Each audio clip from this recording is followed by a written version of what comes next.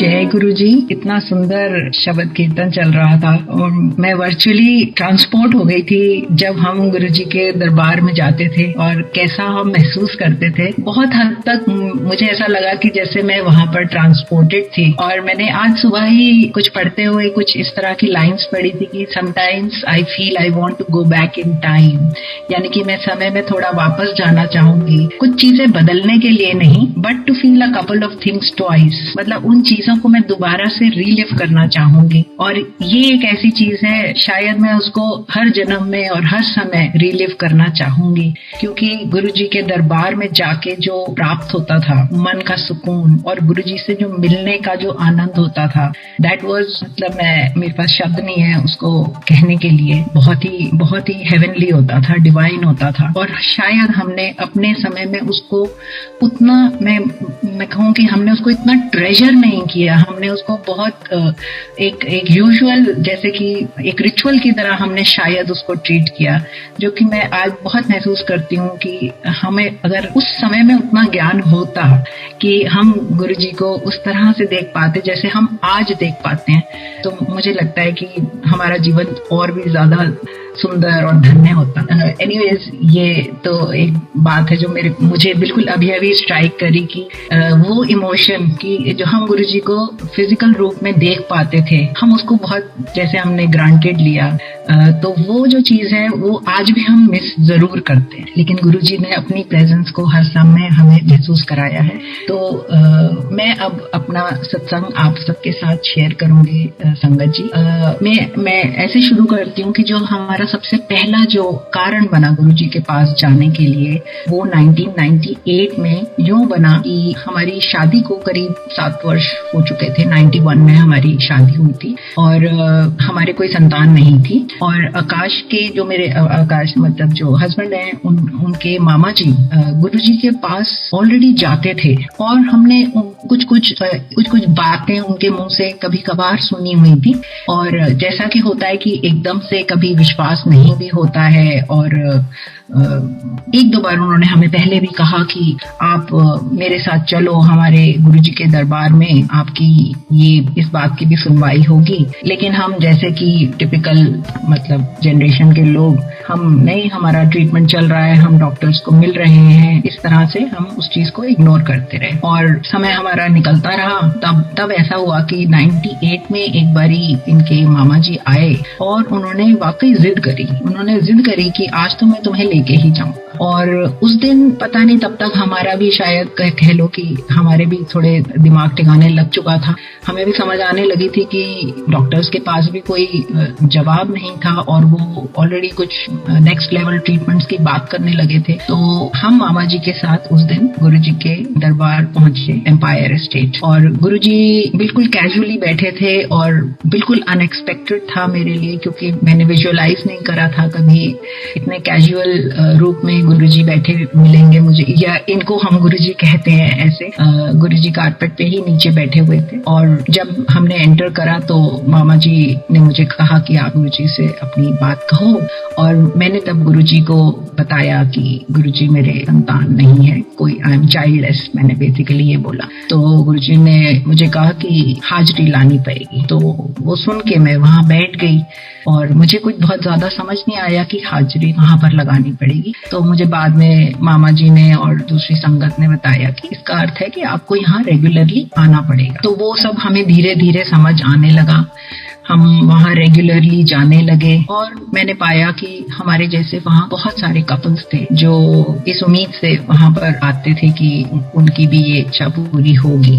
और बहुत पुरानी संगत भी वहाँ पर होती थी। और इसमें कोई, अब तो आप सब लोग चूंकि इतने सत्संग आप सुन चुके हैं, आप जानते ही होंगे कि चाहे वो बॉलीवुड की फिल्म इंडस्ट्री थी, चाहे वो पॉलिटिकल क्लाउड वाले बड़े बड़े पॉलिटिशियंस थे, सब वहाँ पर आते थे और सब वहाँ पर वैसे ही बैठते थे जैसे कि हम आम लोग भी बैठते थे वहाँ पर। और धीरे धीरे ये सिलसिला जब चलने लगा तो एक गुरुजी, जब भी मैं जाती थी तो एक बात बोलते थे तेरा की ना है आंटी। अब मुझे ये बात समझ नहीं आती थी कि सबको तो नाम से बुलाते हैं और मुझे भी आते हुए अब इतना टाइम हो गया, लेकिन गुरुजी पता नहीं मेरा नाम क्यों बार बार बोलते हैं, पूछते हैं इस तरह से। तो मुझे तब किसी ने बताया कि आपकी ना हाजिरी लगती है। अब वो कौन से दरबार में लगती है, गुरुजी के दरबार में लगती है, ऊपर कहीं लगती है, ये सोचने की मेरी तो शक्ति नहीं थी, ना क्षमता थी, ना मैं सक्षम हूँ, शायद आज भी नहीं हूँ उस चीज को समझने के लिए। मगर ये मुझे समझ में आ गया कि मेरा काम है गुरुजी के दरबार में आना और हाजिरी लगाना, जो उन्होंने पहले दिन मुझे कहा था। और मेरी हाजिरी हर बार लगती है जब भी मेरा नाम बोला जाता है। ऐसे हम धीरे धीरे वहाँ पर मतलब रेगुलरली हम जाते रहे। तो वहाँ पर एक रेखी अंकल होते थे, मे बी पुरानी संगत तो बहुत अच्छी तरह उन्हें जानती होगी, बहुत ही पॉपुलर थे और गुरुजी के बहुत ही फेवरेट अंकल्स में से थे। तो वो मुझे अक्सर वहाँ पूछा करते थे कि Poonam aunty any good news, any good news. और मैं हर बार उनको बोलती थी नहीं अंकल कुछ भी नहीं है, अभी तो कुछ भी नहीं है। तो ऐसे जब उन्होंने काफी बार मेरे से पूछा होगा तो एक दिन वो खुद ही बोले मुझे, चल मैं तेरे को गुरुजी के पास लेके चलता हूँ, ऐसा गुरुजी ने तेरे को क्यों नहीं अभी तक ब्लेस किया। एंड मैं उनके पीछे पीछे बिल्कुल चली गई और जाके वहाँ गुरुजी के पास हम खड़े हो गए। इससे पहले अंकल कुछ कहते गुरुजी ने मुझसे ही पूछ लिया हाँ कि। तो तब अंकल ने गुरुजी को बोला कि गुरुजी एनो ब्लेस करो ना, बहुत टाइम हो गया इसको, हुन तुसी एनो ब्लेस करो। तो गुरुजी ने उनको तो कुछ कहा नहीं, तो गुरुजी ने मुझे कहा दौड़ जा, बढ़िया ये अप्रोच लान। आप संगत जी मानेंगे नहीं, मैं तो सच में मेरी बिल्कुल जिसे ये बोलते हैं कि मेरी हालत खराब हो गई, क्योंकि वैसे ही हमारी हिम्मत नहीं पड़ती जब गुरुजी से हम के सामने भी हम खड़े होते थे।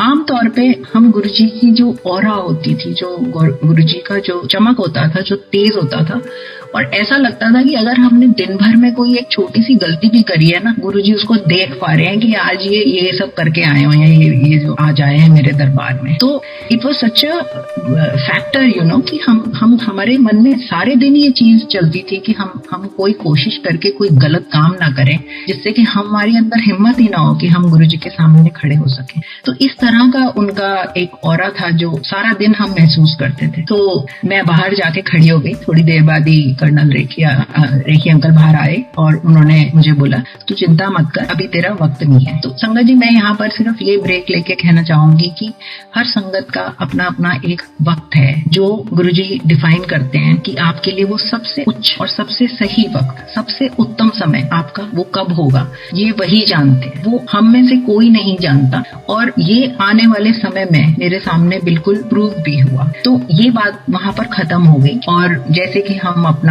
जा रहे थे, हम जाते रहे और गुरुजी की परमिशन से हमारा थोड़ा बहुत ट्रीटमेंट भी जो था वो भी चल ही रहा था। तो अचानक से ऐसे हुआ कि हाँ मेरे हस्बैंड का MBA में सिलेक्शन हो गया। उनका ऑल इंडिया लेवल का एक एग्जाम था जिसमें उनका सिलेक्शन हुआ और वो एक रेजिडेंशियल कोर्स था, 1 ईयर का रेजिडेंशियल कोर्स। और चूंकि हमारा ट्रीटमेंट चलता था और उसमें मंथली विजिट्स रहते थे हॉस्पिटल के, तो मैंने उन्हें कहा कि आप नहीं जाओगे इसके लिए। तो उन्होंने कहा कि ऐसा तो हो नहीं सकता, मैं तो जाऊंगा। और हमारे बीच में थोड़ा इस बात पे आर्ग्यूमेंट हो गई और तब ये तय हुआ कि हम गुरुजी के पास जाते हैं और आज जब जाएंगे तो गुरुजी से हम पूछ लेंगे। और मुझे बहुत से संगत जी मैं कहूँ कि मुझे बहुत पक्की उम्मीद थी कि गुरुजी मेरे फेवर में ही बोलने वाले हैं। और जब हम वहां पहुंचे तो मेरे हस्बैंड ने गुरुजी को बताया कि इस तरह से गुरुजी मेरा सिलेक्शन हुआ है MBA में और मुझे जाना पड़ेगा। तो गुरुजी ने कहा अपॉर्चुनिटी नॉक्स ओनली वंस, जाना चाहिए तेन। अब गुरुजी ने तो ये बात कह दी और उनके पीछे खड़ी मैंने सोचा कि लो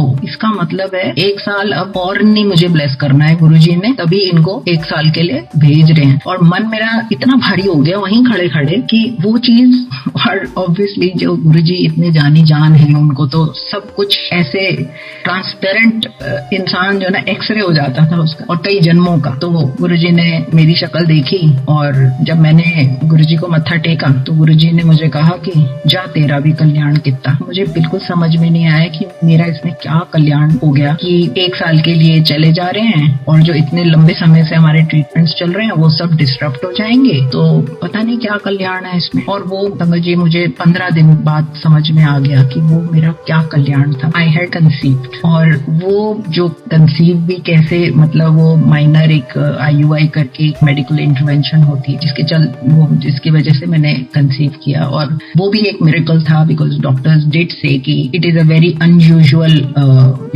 कॉम्बिनेशन दिस पर्टिकुलर मंथ, जो कि आपका आज तक कभी भी ऐसा पॉसिबिलिटी नहीं बनी है। तो देवर इनफैक्ट मतलब वो एक बार कोशिश, बल्कि वो ये कहने लगे थे कि हम IVF करेंगे अब, क्योंकि हम IUI में नहीं आपका हो पाएगा, तो हम तो अब IVF करेंगे। तो वो वाले IUI में ही जिस मंथ गुरुजी ने मुझे कहा कि जा तेरा कल्याण कितना, उस वाले मंथ की IUI में I conceived and even doctors were very surprised, क्योंकि वो बहुत ही अनयूजुअल, जैसा कि मैंने कहा कि वो कॉम्बिनेशन होता है जब प्रेगनेंसी होती है, तो even doctors were very very surprised. Any how जब हमें पता लगा कि मैंने कंसीव किया है, तो ऑब्वियसली आप संगत जी सोच सकते हैं तब तक मेरी शादी को करीब 9 वर्ष होने को थे। तो हमने सोचा हम गुरुजी के पास जाके फटाफट गुरुजी को बता दें। तो पहला मौका मिलते ही जब ये आए मेरे हस्बैंड अपने MBA कोर्स से तो हम चले गुरुजी के पास। हमने एंट्री करी और हम जब गुरुजी के पास पहुंचते हैं, एक्साइटेड है, अंदर से बहुत एक्साइटेड है। अभी सोच रहे हैं कि गुरुजी को बताते हैं। गुरुजी ने अपना हाथ ऊपर किया और उन्होंने कहा अल्ले किसी ने नहीं दसना। क्या नहीं दसना, क्यों नहीं दसना? आप सोचिए कि उनको पहले ही, मतलब उन्होंने पहले ही हमारे को कह दिया कि बोलना भी नहीं है यहाँ पर। और संगत जी इस तरह करीब 5 या 6 महीने गुरुजी ने मुझे किसी को बताने के लिए मना, मतलब मुझे कहा नहीं कि किसी को बताओ, और हमने बताया नहीं। और लगभग 6 महीने बाद गुरुजी ने एक दिन मुझे खुद ही बोला कि आज पूनम आंटी तू सत्संग करेगी। और ऐसे वहाँ गुरुजी के दरबार में ऐसे कोई दिन बहुत मैं बताऊं कि बहुत सुंदर वो दिन होता था, और हम सब बहुत लकी महसूस करते थे उस दिन जब गुरुजी वहाँ पे सत्संग कराते थे। और वो सत्संग में ऐसे ही रियल लाइफ जो कल्याण गुरुजी लोगों के जीवन में करे, क्योंकि अदरवाइज हम जैसे जा रहे हैं, हम वहाँ पर शब्द कीर्तन सुन रहे हैं, हम वहाँ पर बहुत इंटरेक्शन और लोगों से नहीं करते थे। और शब्द कीर्तन के बाद लंगर लगता था, हम अपना लंगर लेके ज्यादातर टाइम छुट्टी हो जाती थी तो हम लोग अपने घरों को चले जाते थे। तो बहुत ज्यादा इंटरेक्शन या सोशल एक्टिविटी वहाँ पर नहीं होती थी। तो वो एक दिन होता था जिस दिन जिन जिन लोगों के साथ कल्याण हुआ है, हम उनको एक्चुअली लाइव सुन पाते थे, वहीं गुरुजी के सामने ही बैठ के गुरुजी के दरबार में। और वो बहुत ही भाव विभोर मोमेंट्स होते थे, क्योंकि जिसका कल्याण हुआ, आप सोचिए कि मेरा कल्याण साल से मैं ट्राई कर रही हूँ और मेरे नहीं हो रहा है, और फिर जब हुआ है गुरुजी की कृपा से, और मुझे उस दिन वो डिस्क्राइब करना है, तो वो ना सिर्फ मेरे लिए बल्कि वहाँ बैठे हुए संगत के तमाम लोगों के लिए वो एकदम एक लाइव मोमेंट होता था। तो and it was really very overwhelming. मैं बताऊं तो इट वाज लाइक, मतलब वी वर क्राइंग, एंड जो हमारे साथ वहाँ संगत में भी लोग थे वो भी they also shared the emotion. तो इस तरह से फिर वो गुरुजी ने उस दिन मुझे पब्लिक मतलब अलाउ कर दिया कि मैं पब्लिकली उस बात को डिस्क्लोज करूं। और ऐसा है कि उस टाइम पे मेरे साथ और भी 3-4 जो कपल्स थे उन्होंने भी कंसीव किया, और किसी के बाद में चल के बेटा हुआ, किसी की बेटी हुई, और मेरे बेटा हुआ। और हमने सोचा कि अब हम इसको लेके गुरुजी के पास जाते हैं ब्लेस कराने के लिए। अभी वो बेयरली जैसे 40 डेज का जब हुआ तो हम लेके वहां पहुंचे, और मैंने अभी उसको गुरुजी के सामने ऐसे लिटाया ही था कि गुरुजी ने मुझे कहा पूनम आंटी एक मुंडा हो ले ले। It was simply out of the blue, मतलब मुझे समझ नहीं आया कि गुरुजी क्या बोल रहे हैं। और मुझे मेरी जितनी छोटी समझ थी उनसे मैंने 2-3 बातें सोची कि एक तो ये कि मैं तो दोबारा हॉस्पिटल्स के चक्कर नहीं काट सकती, अब गुरुजी की कृपा से एक बच्चा है, इसको देखेंगे और कोई जरूरत ही नहीं है मुझे दूसरे की। और मैंने ये भी सोचा कि अभी जो कपल्स जिनको तब तक नहीं ब्लेसिंग मिली थी, गुरुजी पहले उनको दे दें, मुझे तो गुरुजी ने ब्लेस कर ही दिया है, नॉट नोइंग कि संगत जी हर एक का वक्त है और गुरुजी ने हर एक के लिए कुछ सोच रखा है। मेरे मुंह से तो हाँ नहीं निकली उस टाइम पर। और उसके बाद ये ऐसा हो गया कि जितनी बार हम गुरुजी के दरबार में जाते थे, गुरुजी मुझे यही बात बोलते थे, पूनम आंटी एक मुंडा और ले ले, फिर ना कहीं। और मेरे लिए काफी मतलब जद्दोजहद या असमंजस की स्थिति मैं कहूंगी हो जाती थी कि मैं ना हाँ कर पाती थी, ना मैं ना कर पाती थी, मैं केवल मुस्कुराती थी। और ऐसा हुआ कि करीब एक या 1.5 साल के बाद मेरे हस्बैंड की पोस्टिंग कैलकाटा हो जाती, और वो काफी टर्मिनल जो है वो बहुत नोटोरियस है for lot of other wrongful activities, काफी वहां पर सेफ नहीं है वो पोस्टिंग। तो हमने सोचा कि किसी तरह से ये पोस्टिंग कैंसिल हो जाए, लेकिन तमाम कोशिशों के बावजूद गई, वो पोस्टिंग कैंसिल नहीं हो पाई और ऑलमोस्ट इनके ऑर्डर्स निकल गए और ये हो गया कि ये अब जाएंगे वहाँ ज्वाइन करने के लिए। तो उस जाने से एक या 2 दिन पहले हमने सोचा कि हम गुरुजी को मत्था टेक आते हैं और उनके साथ शेयर भी कराते हैं। और मैं तो नहीं जाती क्योंकि मैं दिल्ली यूनिवर्सिटी में पढ़ाती हूँ और मेरी जॉब ट्रांसफरेबल नहीं है, तो मुझे ये भी था कि भाई अभी ये छोटा है बच्चा, तो मैं तो बिल्कुल ही नहीं जा पाऊंगी। तो हम गुरुजी के पास जब पहुंचे तो गुरुजी ने सुनने के बाद कहा, हाँ जाओ मच्छी खाओ, ऐसे करके कुछ गुरुजी ने मजाक किया। हम लोग तो वेजिटेरियंस हैं, तो मेरे हस्बैंड ने बोला कि गुरुजी मैं तो खाता नहीं। तो गुरुजी ने कहा कि अच्छा। तो इतने में मैंने पीछे से बड़ी हिम्मत करके उस दिन एक बात बोली गुरुजी को कि गुरुजी आप तो मुझे कहते हो मुंडा ले ले, एक और मुंडा ले ले, और आप इनको तो कैलकाटा भेज रहे हो। तो फिर गुरुजी कहते ओहो ऐसे टेक्निकल प्रॉब्लम हो गई। तो कहते ऐसे टेक्निकल प्रॉब्लम है, तेन मुंडा चाहिए। तो मैंने कहा गुरुजी अगर यही कंडीशन है, ये मतलब आप सोचिए संगत जी, मैं बहुत सारी बात कह नहीं रही थी बट ये सब मेरे मन में चल रहा था। तो मैंने धीरे से बोला कि हाँ गुरुजी, क्योंकि मेरे मन में ये था कि भाई अब यही अगर तरीका है इनको दिल्ली रखने का तो यही मैं एक्सेप्ट कर लेती हूँ। तो मैंने बोला कि जी गुरुजी। तो गुरुजी ने कहा चलो भाई पोस्टिंग कैंसिल। अब ये पोस्टिंग कैंसिल, ये तो हमें नहीं बात समझ में आई और हम वहां से आ गए उस दिन रात को वापस। सुबह मेरे हस्बैंड को कॉल आती है उनके हेडक्वार्टर्स से कि आपकी जो पोस्टिंग है हमने उसको फिलहाल अबेयंस में रख दिया है, so you continue to work on your Delhi station, आपको वहां जाने की जरूरत नहीं है। संगत जी हमें नहीं पता कौन सी फाइल गुरुजी ने कहाँ पे चलाई, किसकी मति बदली, क्या बदला, कुछ हमारे को तो हमारे कंट्रोल में तो कुछ था ही नहीं, और वो क्या किया हमें नहीं पता और वो आज तक नहीं पता। लेकिन हमें ये पता है कि गुरुजी ने रात को पोस्टिंग कैंसिल कर दी थी, तो सुबह तो वो होनी थी, तो वो पोस्टिंग कैंसिल हो गई। And within I think a month और so I conceived again, and this time it was without any medical intervention. तो जो मेरा वो डर भी था ना, वो भी गुरुजी को पता, मतलब गुरुजी मतलब वो उस चीज को तो बिल्कुल आने ही नहीं दिया ना पिक्चर में। मैं कहीं गई नहीं, मैं किसी डॉक्टर को मिली नहीं, and it was a normal pregnancy. And फिर मेरे 2002 में मेरा दूसरा बेटा हुआ। तो ये तो संगत जी मेरा एक पार्ट ऑफ द स्टोरी है जो कि बहुत सिग्निफिकेंट है, and which I treasure and which I think nobody could have given me except Guruji, because हमने दिल्ली के बेस्ट डॉक्टर्स को छान लिया था और हमने तमाम तरह के मतलब आई वुड से कौन सी मस्जिद, कौन सी मजार, कौन से मंदिर नहीं हमने देखा होगा, मगर डेफिनेटली जो जब गुरुजी ने कहा तो उन्होंने इतने सुंदर मुझे 2 बेटे दिए और बहुत सारे कपल्स को वहां पर दिए। तो संगत जी मेरी तो उन सबसे रिक्वेस्ट है, जैसे कई बार मुझे लोग ये भी बोलते हैं कि आप उनको एड्रेस करिए जिनके साथ ये इशू है। तो संगत जी ये समझिए कि आपको गुरुजी में पूरा फेथ रखना होगा। और ऐसा कई बार होता था, गुरुजी मुझे बोलते थे आ गई कंफ्यूज्ड माइंड। तो ये कंफ्यूज्ड माइंड वाली जो बात है ना, वो यही होती है कि हमारे मन में बहुत सारे, वहां पर बहुत लोग बोलते थे परंतु, लेकिन, किंतु, ये सब आप अपने जोड़ों के साथ बाहर उतार के आया करो और अंदर जो आओ बिल्कुल साफ मन से आओ। तो वो जो चीज हम नहीं कर पाते थे और वो गुरुजी को दिखता था कि हमारे मन में बड़े तरह के सवाल, बड़े तरह के क्वेश्चंस चलते थे। तो वो गुरुजी मुझे कई बार बोलते थे पूनम आंटी कंफ्यूज्ड माइंड। तो और एक बहुत इंटरेस्टिंग गुरुजी के ना ऐसे बहुत सारे मतलब I would say he was full of humour. तो वो मुझे एक बार उन्होंने मुझसे पूछा कि पढ़ाती है, तो मैंने बोला गुरुजी कॉमर्स पढ़ाती हूँ और मेरे पेपर कौन से हैं।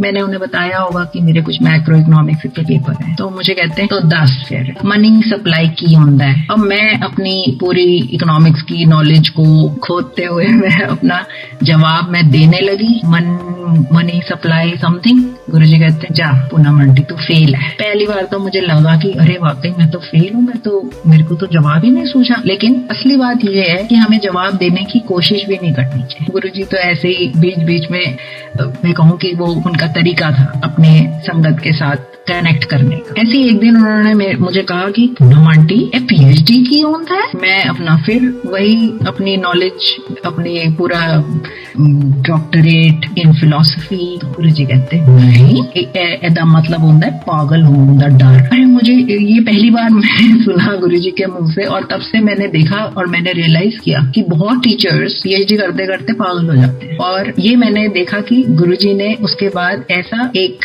स्थिति बनाई जिसमें मैंने अपनी पीएचडी करी। और संगत जी, मेरी जो पीएचडी की जो मेरी थीसिस है वो गुरुजी ने ब्लेस भी करी हुई है बकायदा with his signature, which is for me it is like the biggest treasure that I have. मतलब उससे बड़ा मेरे पास कोई खजाना नहीं है जो गुरुजी के सिग्नेचर है मेरे पास मेरी पीएचडी के ऊपर। और वो इस तरह से हुआ कि मैं काफी टाइम से ट्राई कर रही थी कि मैं पीएचडी में एनरोल हो जाऊं, लेकिन दिल्ली यूनिवर्सिटी में सीट्स बहुत लिमिटेड रहती हैं और आसानी से पीएचडी नहीं कर पाता है इंसान, एनरोल नहीं हो पाता है। करना तो एक अलग बात है, उसमें भी पागल होने का डर रहता है। तो इनका ऐसे हुआ कि जब मेरा बेटा 1 साल के हुए, छोटा वाला 1 साल का हुआ, तो इनकी पोस्टिंग बॉम्बे आई और वो तो इनके लिए जाना बहुत जरूरी हो गया। तो ये वहां चले गए और मैं यहाँ दिल्ली रह गई। तो मगर ये रेगुलरली आते थे दिल्ली और हम गुरुजी के मंदिर भी जाते थे। और जब हम वहां जाते थे तो गुरुजी ने एक दिन इनको बोला कि एनानु नाल लेके जाओ। अब गुरुजी का आदेश था कि नाल लेके जाएं। तो हमने अपना दिमाग लगाया कि नाल कैसे जा सकती हूँ मैं। तो दिल्ली यूनिवर्सिटी में संगत जी एक ऑप्शन होता है कि आप पीएचडी लीव ले सकते हैं, जो कि फुली पेड लीव होती है, but of course subject to कि आपको पीएचडी करनी पड़ेगी। और पीएचडी करना कोई छुट्टी मनाने वाली बात नहीं होती है, पीएचडी करना माने पीएचडी करनी होगी। और मेरे दोनों बच्चे बहुत छोटे, और तो यही एक बात समझ में आई कि अगर मैं पीएचडी में एनरोल हो जाऊं तो मैं छुट्टी लेके शायद बॉम्बे जा सकूंगी। तो मैंने गुरुजी ने जब कहा तो हमने इस चीज को एक्सप्लोर किया। और समझिए, आप मानेंगे नहीं, जो चीज को मैं कई बार पहले ट्राई करके ड्रॉप कर चुकी थी क्योंकि नहीं हो रहा था, उस महीने मैं ऐसे डिपार्टमेंट गई हूँ और मेरा वहां पर बहुत आसानी से, मैं कहूंगी आज इफ आई लुक बैक, मैं आज पीछे को देखती हूँ तो मैंने रियलाइज करती हूँ कि मेरा बहुत आसानी से हो गया। मुझे एक प्रोफेसर मिल गए, अचानक से ही मिल गए एक प्रोफेसर, और उन्होंने मुझे अपने अंडर गाइडेंस के लिए ले लिया और मेरा एनरोलमेंट हो गया, मेरा रजिस्ट्रेशन हो गया और मैंने कॉलेज में अप्लाई भी किया। कॉलेज में भी अप्लाई करने में थोड़ी दिक्कत, लीव की छुट्टी की दिक्कत आ सकती है, लेकिन पता नहीं मेरे केस में वो भी नहीं आई और मुझे तुरंत छुट्टी मिल गई। मेरे ख्याल से सारा कुछ 1 महीने के गैप में हो गया और मैं अपने बच्चों के साथ में बॉम्बे चली गई। मेरी सारी पीएचडी ज्यादातर बॉम्बे बेस्ड है, बॉम्बे की कंपनीज की बेस्ड है।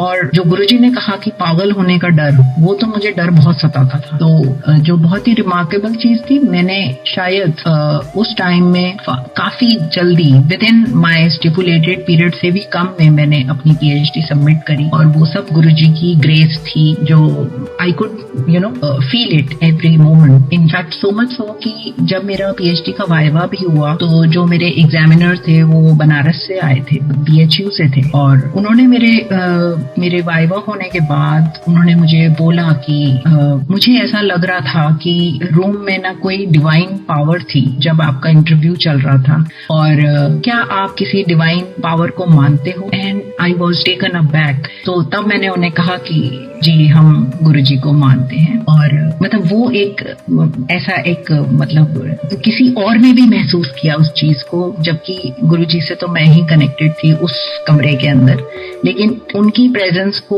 उन्होंने भी फील किया। तो ऐसे मोमेंट्स रहे हैं हमारे जीवन में। तो ये तो एक मतलब मेरे पीएचडी करने का सिलसिला जो कि मैंने आपके साथ शेयर किया। और इस दौरान हमारे जीवन में और भी बहुत अच्छी मैं कहूंगी चीजें हो रही थी, जैसे कि चाहे वो प्रमोशंस हैं, चाहे जॉब की परमानेंसी है, चाहे वो हमारा फर्स्ट प्रॉपर्टी जो हमने बनाई, हमने गाड़ी ली, मतलब ये सब चीजें जो एक स्टैंडर्ड वर्किंग कपल के गोल्स होते हैं वो सब हम अचीव कर रहे थे गुरुजी की कृपा से। तो है वो मटेरियलिस्टिक चीजें हैं, but then they keep you grounded, they keep you motivated. हम अपना काम करते रहते हैं, अपने कर्म में बिजी रहते हैं। और उसके बाद ऑफ कोर्स गुरुजी ने चोला छोड़ दिया और वो वक्त हम सबके लिए बहुत कठिन था और रहा बहुत टाइम तक। मतलब हम मंदिर में एंटर करते थे और आंखों से आंसू गिरते थे और we used to really miss him. बहुत ऐसा लगता था कि अब हम कैसे करेंगे, लेकिन फिर धीरे धीरे ऐसे इंस्टेंसेस लाइफ में हुए कि उन्होंने हमें सिखाया कि गुरुजी कहीं नहीं गए हैं, वो हमारे ही साथ हैं। और ये तब हुआ जब 2013 2019 में मैं और मेरे हस्बैंड एक पार्टी में गए हुए थे और हम जैसे कि टिपिकल इधर हैबिटेट में हो रही थी और हम डांस वगैरह कुछ कर रहे थे। अचानक से मेरे हस्बैंड जाके कोने में बैठ गए। तो मैं उनके पास गई, मैंने पूछा क्या हुआ, तो बोले कि नहीं तबीयत ठीक नहीं लग रही है। मैंने कहा अच्छा।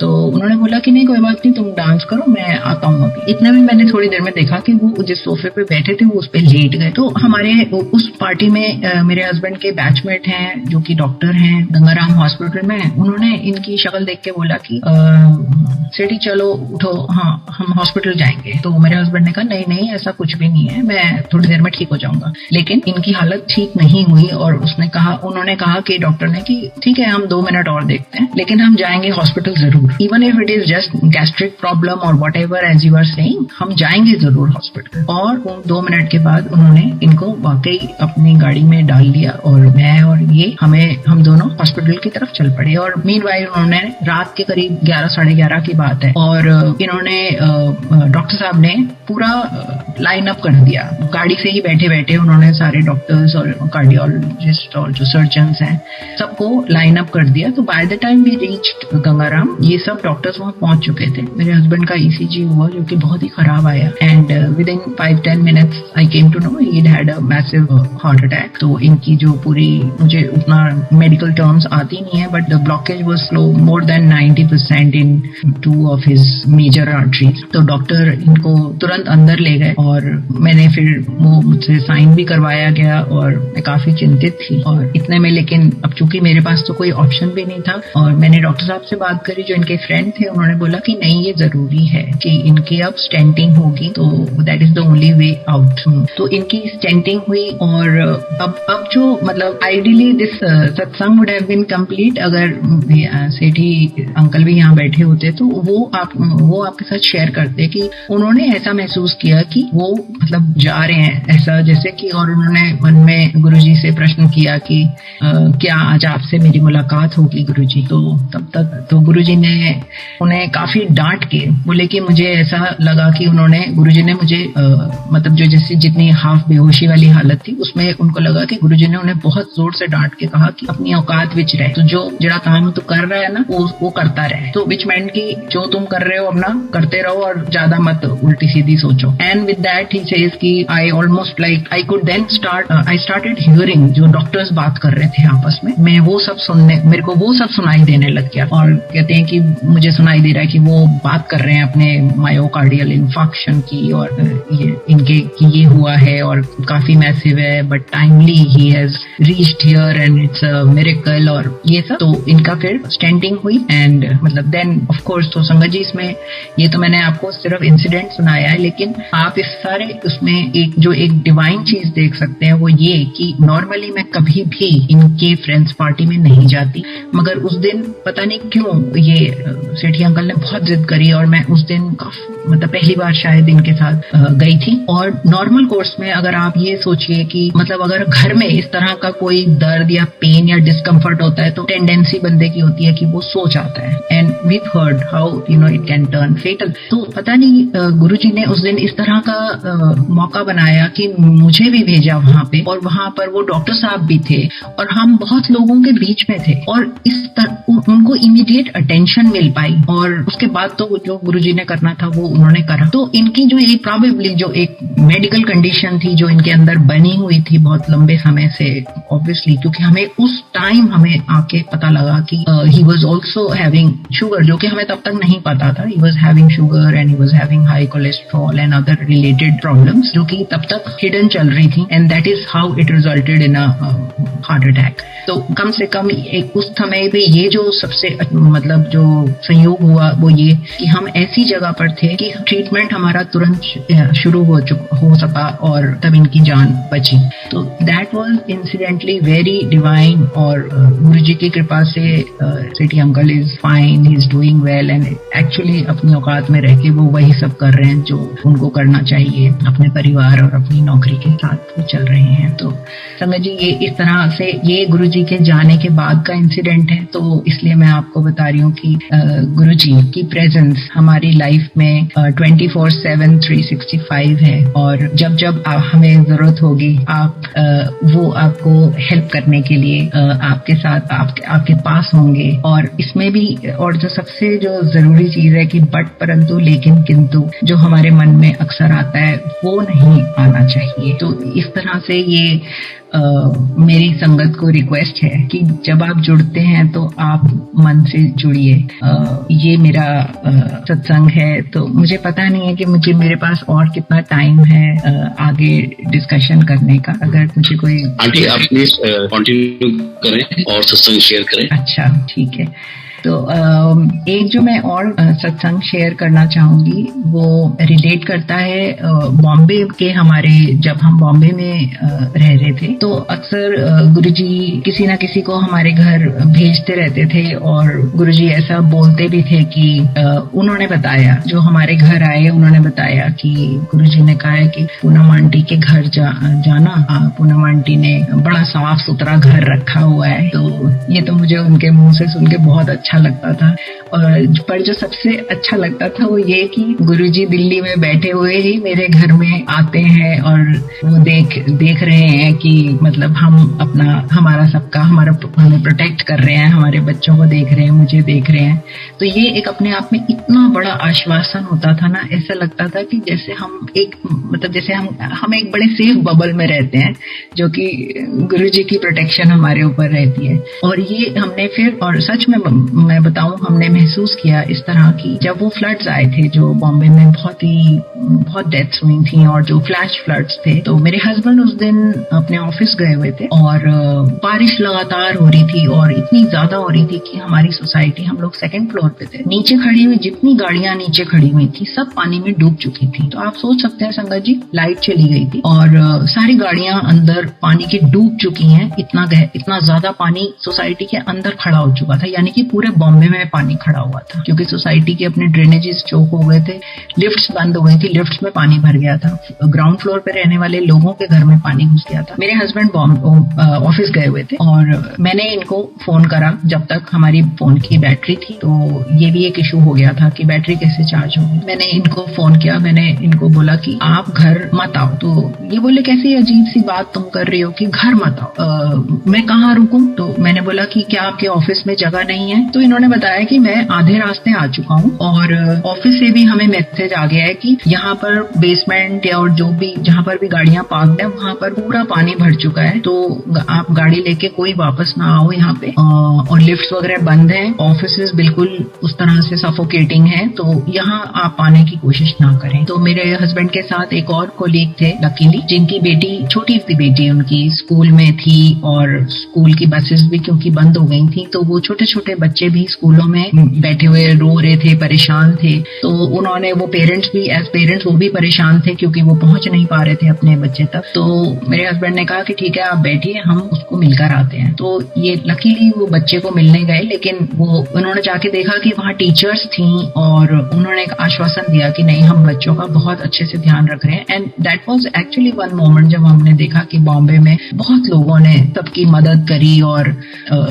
उस कठिन समय को निकाला, और उसके बाद भी बहुत डैमेज हुआ था। But anyhow, Bombay is known as a city of resilience. और अगर संगत में लोग हैं जुड़े हुए जो कि बॉम्बे के हैं, तो I definitely would like to salute them कि उन्होंने बहुत ही अच्छा उस समय पे अपनी रेजिलियंस दिखाई थी। खैर एनीवेज, तो वो बच्चे को मिलने के बाद मेरे हस्बैंड और वो उनके कोलीग अपनी गाड़ी लेके निकले, लेकिन इन्हें समझ नहीं आया कि किधर जाएं। हर जगह पानी, हर जगह सड़कों पे लोगों की गाड़ियां खराब हो गई, वो बीच में अटक गई। पूरा बॉम्बे एक अजीब सी जैम्ड स्टेट में खड़ा हुआ था। और ऊपर से मैंने ये बोल दिया कि आप घर मत आना, क्योंकि मैंने देखा कि मेरे पड़ोस में एक जो इनके कॉलीग थे, वो बड़े, he was an S swimmer, उनको बहुत अच्छी स्विमिंग आती थी, तो वो स्विम करके आ गए थे घर। मतलब वैसे तमाम गंदा पानी रहा होगा वहां पे, लेकिन वो स्विम करके घर आ गए। और मुझे भी ये पता है कि सेठी अंकल को तो स्विमिंग नहीं आती है। और मुझे डर बैठ गया कि कहीं किसी को देख के ये ऐसा कुछ डेयर ना मार लें तो बहुत ही खतरनाक हो जाएगा, क्योंकि सारे ड्रेन्स खुले पड़े थे, सबके ढक्कन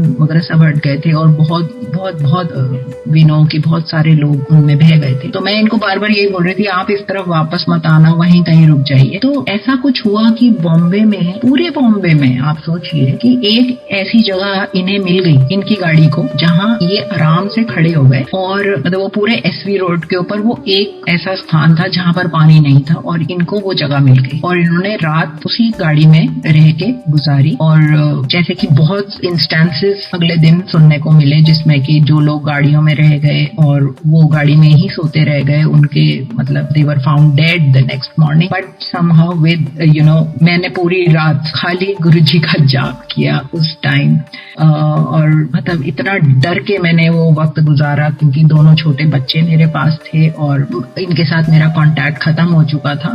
बैटरीज इनकी भी खत्म हो गई थी, मेरी भी खत्म हो चुकी थी। पिच डार्कनेस थी पूरे बॉम्बे में, कोई लाइट नहीं, कुछ नहीं, नीचे पानी पानी पानी, ऐसा लग रहा बिल्डिंग पानी के अंदर डांस कर रही है। मुझे अगले दिन 5 बजे तक इनके बारे में मुझे कुछ नहीं पता लग रहा था। एंड मैं पूरी आई वॉज वरीड एंड मैं गुरुजी के ही सामने, फोटो के सामने बैठी हुई लगातार। Finally at around 5:30 he return and तब तक पानी रिसीड कर गया था काफी। एंड ही रिटर्न एंड मुझे उससे थोड़ा पहले किसी ने खबर भी दे दी थी कि किसी ने इनको देखा है वहां पर गाड़ी में बैठे हुए। तो होपफुली मतलब वो आ जाएंगे जब भी थोड़ा रास्ता साफ होगा। तो तब मैंने महसूस किया कि गुरुजी ने ऐसा एक संयोग बनाया कि ना तो, क्योंकि अगर ये उस दिन ऑफिस में रहते तो भी इनकी गाड़ी डूब जाती और मुझे नहीं पता ऑफिसों का क्या हाल था। और अगर ये घर भी आते तो भी घर भी आने वाला हाल नहीं था, क्योंकि घर जो हमारे कॉम्प्लेक्स में गाड़ियां खड़ी थी वो सब गाड़ियां तहस नहस हो गई। आप सोचिए कि पूरा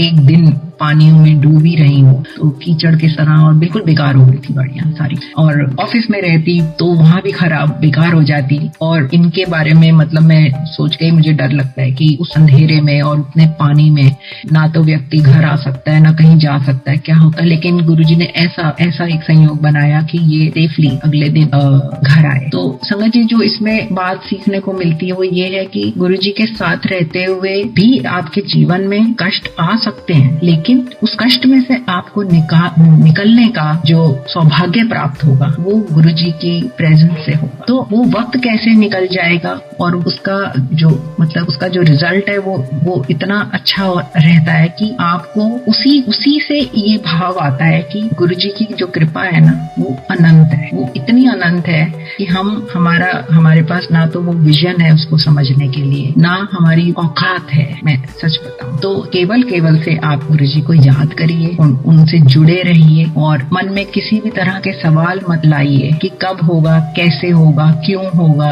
ये सवालों के जवाब हमारे पास नहीं है, ये सवालों के जवाब गुरुजी स्वयं देते हैं जब वक्त आता है। और मैं अभी बहुत ही जो रिसेंट मेरा सत्संग है वो मेरे छोटे ब्रदर से रिलेटेड है और वो अभी एक मेडिकल इमरजेंसी में ही फ्लू डाउन टू इंडिया और उसको काफी तबीयत उसकी खराब हो गई थी, जो कि उसको भी समझ नहीं आ रहा था कि क्या हो गया, बिकॉज अदरवाइज वो काफी हेल एंड हार्टी और एक्टिव लड़का है। लेकिन अचानक से उसकी तबीयत काफी खराब हुई और उसको दिल्ली आना पड़ा और डॉक्टर्स ने उसका कोशिश जब इलाज करना शुरू किया तो डिटेक्ट नहीं हो पा रहा था कि एग्जैक्टली प्रॉब्लम कहाँ पर है। और उसका प्रॉब्लम ये हो रही थी कि उसको सडनली बहुत सारा ब्लड मुंह से आता था, सडनली मतलब बिना किसी कारण के सडनली बहुत ब्लड आता था। तो doctors were not able to detect exactly. ये पता लग रहा था कि लंग्स में से आ रहा है, लेकिन ये नहीं पता लग रहा था क्यों आ रहा है, क्या प्रॉब्लम हो रही है।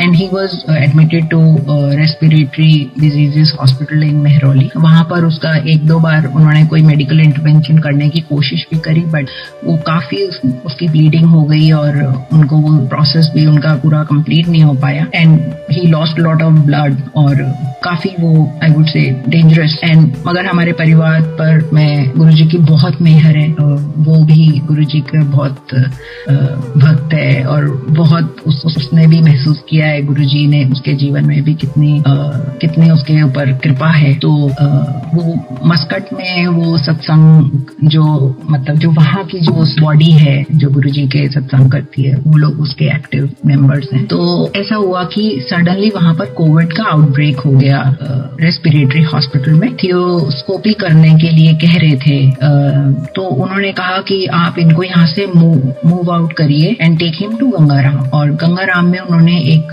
बहुत बड़े डॉक्टर है वहां पर, उनके लिए उन्होंने उसको रेफर कर दिया। और हम बिल्कुल आनन फानन हमने उसको वहां से डिस्चार्ज करा के हमने उसको गंगाराम में एडमिट किया। और डॉक्टर्स ने विदाउट एनी डिले उसका वहां पर ट्रीटमेंट शुरू कर दिया। और एंड देन दे फाउंड कि उसके कुछ लंग्स में कुछ टिश्यूज जो हैं वो कुछ कलेक्ट हो गए हैं। और मतलब एग्जैक्टली मैं नहीं शायद बता पाऊं, लेकिन कुछ अनयूजुअल वहां पर क्लम्प था जो कि डॉक्टर्स ने बाद में उसको रिमूव किया और वो उसके लंग्स को ब्लॉक कर रहे थे और कभी कभी उसमें प्रॉब्लम होने से ब्लीडिंग होती थी। तो जब मेरा ब्रदर अंदर हॉस्पिटल जब ओटी में जा रहा था तो देन ही जैसे कि एनेस्थीसिया उसको दिया जा रहा था, तो उसने गुरुजी को याद किया एंड कि जैसे कि वो ड्रिफ्ट हो रहा था जब, तो ही सेड कि मुझे बिल्कुल गुरुजी का स्वरूप वहीं पे खड़ा हुआ दिखाई दे रहा था and I could feel that he was there. कहते मुझे बिल्कुल ऐसे दिख रहे हैं वहां पर Guruji. And then he slowly drifted off. और संगत जी, जिस ऑपरेशन के लिए डॉक्टर्स ने 4 यूनिट ब्लड का इंतजाम मांगा था, वो ऑपरेशन बिना सिंगल यूनिट के हो गया। And he is hale and hearty and now he is hale and hearty. It's almost like 1.5 month और अब वो वापस भी जाने की तैयारी कर रहा है। तो ऐसे हमारे परिवार के ऊपर गुरुजी की बहुत कृपा है। और अब हमें ऐसा लगता है कि मतलब कोई वो मोमेंट हमारे जीवन में ना जाए जब हम गुरुजी का शुक्राना ना करें। तो गुरुजी का शुक्राना करना तो इतना जरूरी है। और मैं मतलब मेरे पास इस वक्त शब्द नहीं है। I am at a complete loss of words. तो if I really have to look at my life, तो मैं सच में बताऊं कि गुरुजी के आने से पहले वाला जीवन ऐसा लगता है कि कितना सूना और कितना बेरंग था। और जब गुरुजी ने अपने साथ हमें जोड़ लिया तो कितना वो जीवन कितना सुंदर और कितना अच्छा। और मतलब है हम अपने कर्मयोगी जीवन में ही, मगर जीवन में जो हम कहते हैं ना कि कितने ट्रेजर्स होते हैं जिनको हम वैल्यू नहीं करते हैं, वो in terms of family, in terms of friends, in terms of your job, in terms of other blessings of life. तो उस तरह से जिस तरह से गुरुजी ने जीवन में रंग भरे हैं, उसके लिए तो बहुत बहुत शुक्राना, अनंतम शुक्राना संगत जी। मेरा सत्संग आज के लिए यहीं मैं विराम देना चाहूंगी। जय गुरु जी।